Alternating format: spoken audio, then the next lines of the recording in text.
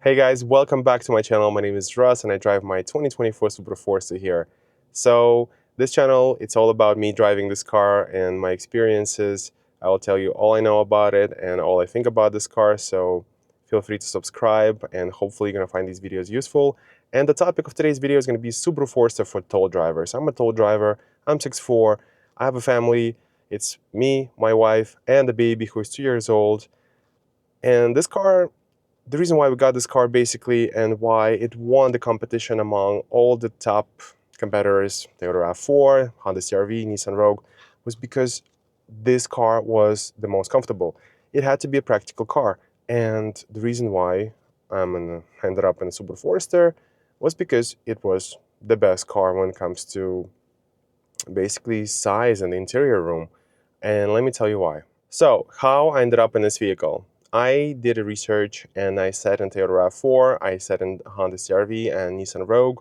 My main three competitors to this car, Mazda CX-5 or CX-50, I didn't even consider because of how tiny the back seats are and how little room there is in the back, so that was out.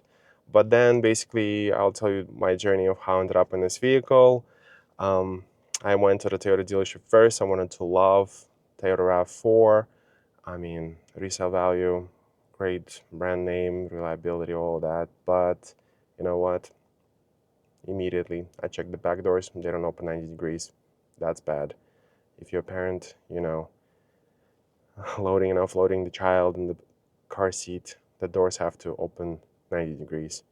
And yeah, Nissan Rogue delivered, Honda CR-V, Subaru. Subaru is not exactly 90 degrees, almost 90 degrees, but still, it's not like, yeah, it's not a problem. They definitely open wide enough for you to load the baby, and on Toyota, I was just like, wow, definitely doesn't feel like it's enough. But yeah, so that was the first thing. But then when I got in, and I just didn't feel comfortable. The model I was in the base model, that one that I had on the showroom floor, and I was hitting the ceiling. It didn't have a sunroof, but I was hitting the ceiling, and I could not find myself comfortable. The knee was hitting the panel here. I think for design, they made it kind of like wavy and go to the left a little bit, so that was not good, and I just didn't find a comfortable position at all. I was just like, wow, I can't wait to get out of this car. Yeah, that's how bad it was. Then I went to check Nissan Rogue. Nissan Rogue was okay, but also didn't feel that roomy. And when I was inside, I felt like once you close the door, kind of like getting squished in a little bit like this. Yeah, and then what else I tried? I tried the Honda CR-V. Honda CR-V was okay, but the seats don't go. Sometimes I'm a passenger here, and what I love about the Super Force is you could make the seat go all the way back, so far back, like you have to try it to, to experience it. And me being a tall guy, I could basically stretch out my feet all the way there. On a Honda, no, the seat doesn't go far back enough, which I thought was weird, but yeah, whatever. In the back, I also didn't feel comfortable inside the Honda, and mainly because inside the headliner, there's like a little opening where your head's supposed to go if you're tall person, and yeah, it just didn't feel comfortable being in the back of the Honda CR-V for me. But then I end up in a Subaru dealership, and my first impression was I get in, I was just like, wow, this car is so comfortable. This car has a sunroof, and I'll mention again, I'm 6'4", and I have about this much space between my head and the headliner. I'm comfortable. Look how I'm sitting.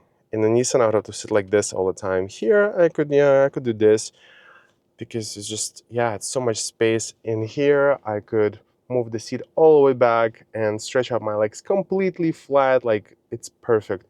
And I'll show you a video of what it looks like me in my comfortable driving position, and I'll show you how much space I still have in the back for the baby, for the car seat, and there's still enough room. My baby is comfortable in the back, even sitting behind me. And yes, I'll once again say I'm 6'4". Notice next time you're driving, notice if you see a Subaru Forester, and notice if you have, if they're being driven by a person like an old lady or something like that. They're not that tall. and you will see so much space, like this much space between their head and the headliner, and it like almost looks like they're driving a school bus, honestly.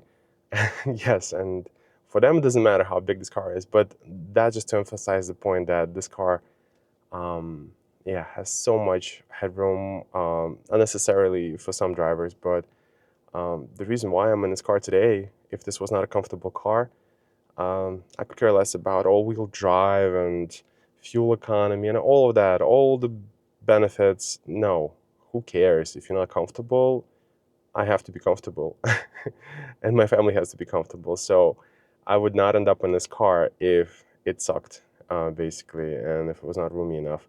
But yeah, try it for yourself. I think honestly, it's going to be very hard for you as a tall person, if you're watching this, to find a more comfortable vehicle. I think unless you have to like step up and into like full-size pickup trucks, try F-150 or something like that. But here, it's so much room. It almost feels like illegal that it's so much room.